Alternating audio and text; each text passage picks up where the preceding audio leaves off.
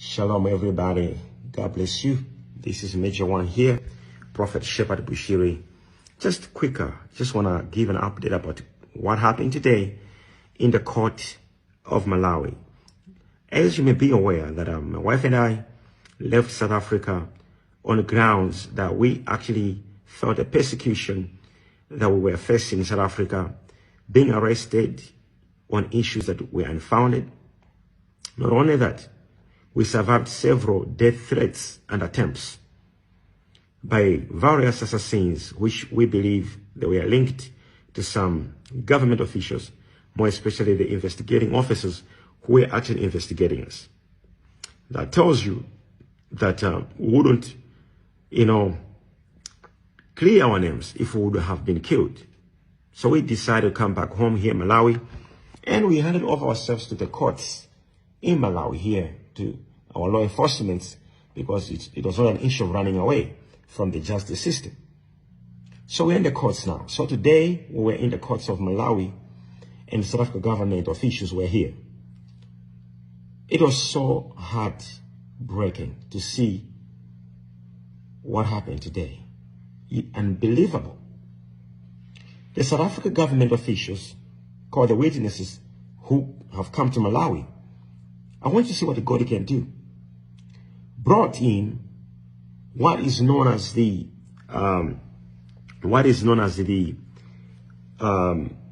evidence from one of the world's biggest consulting firm, known as the KPMG. Amazing. It was a huge document, and they dropped it before the judge in Malawi and said, this evidence from the world's biggest audit firms, KPMG, that states how the Bushiris took money from people. But when we open that document, it actually says Prophet Shepard Bushiri and his wife never benefited from any money that was stolen or taken by the Rising Estate. What is the Rising Estate? Rising Estate was one of the forex traders that actually came in our church and took money from our members to say they would trade it for them, over 106 million rands, and they never gave back the money to our people.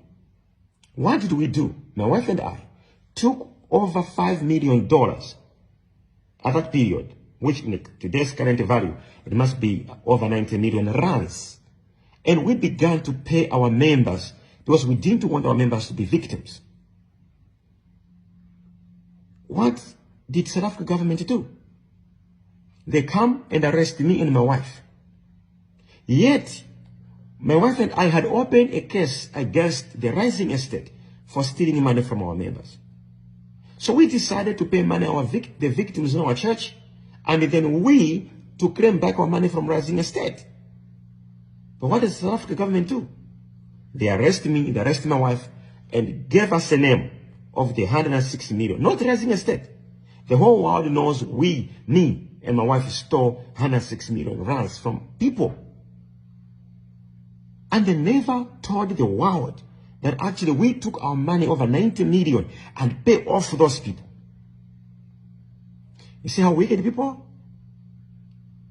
This is crazy.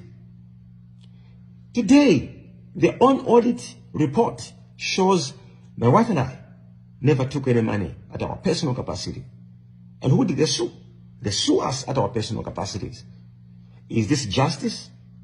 Doesn't this justify of the unfair treatment we were suffering in South Africa, and who would suffer if we would be there? Waking up in the morning just accusing innocent people who are actually helping their members, paying them off money.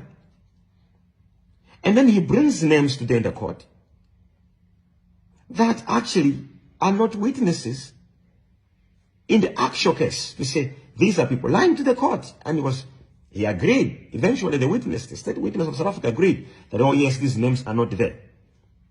For what reason? Yesterday, another drama happened in the court. 21, instances where they actually proved that they tampered and doctored the documents. They were exposed yesterday on 21 areas. They were tampering it to actually suit their narrative. This is unacceptable. Is it because we are men of God? And honesty, really? But understand this. If South Africans, government officials are human, this message will haunt them. It will haunt them forever. If they are human, let them apologize. At least on this name that we store money from South Africa at our personal capacity. At least that they must create. We don't have to use courts for them to compensate us and clear our names. We are still in the courts.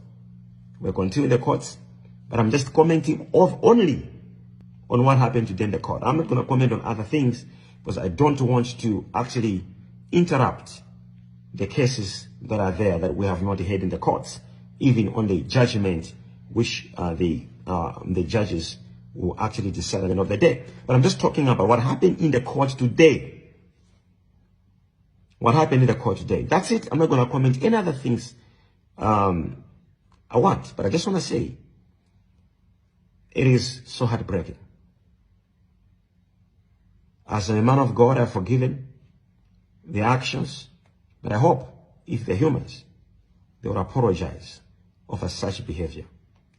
We're here to expose more things tomorrow in the court and show them that actually they did all these things because I'm a foreigner. I was a foreigner in South Africa, and also that my ministry was growing too big. And this was part of xenophobic, jealousy, and more other things. More above extortion of those crooked police officers who wanted 10 million rands from me, which I never bowed to give them. And if I gave them that money, I wouldn't be in Malawi by now. I wouldn't be in the courts by now. But I said no to corruption. I stand by my dignity and I abide by my values. I say no. And nobody is going to get my money through any other means. So to all of you who are watching me, I want you to know that God can fight for you as He has fought for us. You see more drama, but I want you to know this. God is fighting for us. It's not lawyers. Who are lawyers? It's not them. We're using them because they know the law. They have to interpret the law. But what is happening in the court is typical the hand of God working. And I'm telling you, at the end of this case, the whole world will know there is God in heaven who vindicates His children. Thank you all for praying for us and for standing with us. I love you. May God bless you. Keep praying for us. We are not without your prayers.